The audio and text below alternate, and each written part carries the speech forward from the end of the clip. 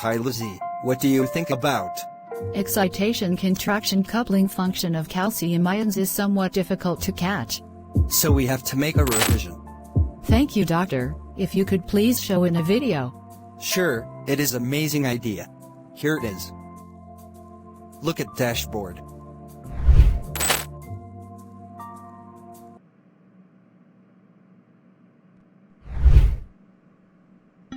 This animation sequence will provide an overview of normal cardiac structure and physiology, along with a review of the process of excitation-contraction coupling in the heart. The myocardium is comprised of cardiac myocyte and non-myocyte cells. Cardiac myocytes make up approximately 70% of the mass of the heart and are enmeshed in a collagen network that acts as a supporting framework. Blood is supplied to individual cardiac myocytes through capillaries that are in close proximity to them. Cardiac myocytes are comprised of actin and myosin myofilaments, whose organization gives rise to the characteristic striated appearance of cardiac muscle. There are two prominent organelles within cardiac myocytes: the mitochondria, which produce energy, and the sarcoplasmic reticulum, which regulates calcium handling in the cell. Cardiac contraction is initiated when extracellular calcium moves into the cell across the voltage-dependent L-type calcium channel. The calcium that enters the cell triggers calcium release from the ryanodine receptor through a process known as calcium-triggered calcium release. Calcium that is released from the sarcoplasmic reticulum binds to the actin-thin filaments, thereby initiating contraction of the sarcomeres.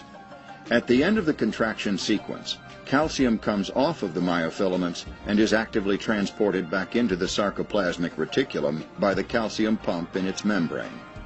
Calcium is also transported out of the cell into the extracellular space by a membrane-bound pump sodium-calcium exchanger, which is not shown here.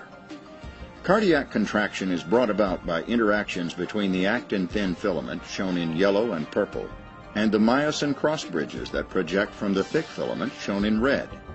In relaxed cardiac muscle, the conformation of troponin and tropomyosin prevents actin from interacting with the myosin cross-bridges. As a result, actin is unable to interact with the myosin cross-bridges containing bound ATP. In activated cardiac muscle, calcium binds to troponin C, which then shifts troponin complexes and tropomyosin to an active conformation that enables actin to interact with the myosin cross-bridges. Myosin ATPase on the myosin heads then hydrolyzes ATP, thus providing the requisite energy for the myosin cross-bridge to interact with the thin filaments and pull the thin filaments towards the center of the sarcomere in a ratchet-like fashion. In this sequence of the normal heart, we have reviewed the process of excitation-contraction coupling. As will be discussed subsequently, this process of excitation-contraction coupling becomes dysregulated in cardiac hypertrophy and cardiac failure.